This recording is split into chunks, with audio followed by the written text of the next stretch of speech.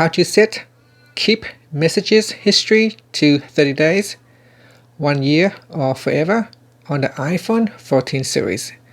First, let's go back to the home screen by swiping up at the bottom of the screen, and on the home screen, tap on Settings.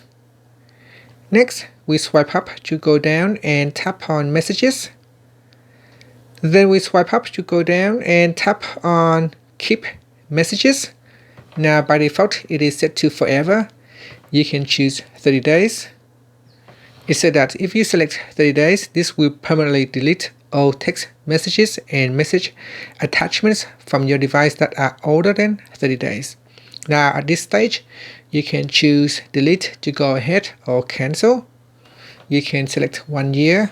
So it said this will permanently delete all text messages and message attachments from your device that are older than 1 year. Tap on the delete button if you want to go ahead. And that's it. Finally, you can tap on the back key to go back to settings or swipe up to go back to the home screen. Thank you for watching this video. Please subscribe to my channel for more videos.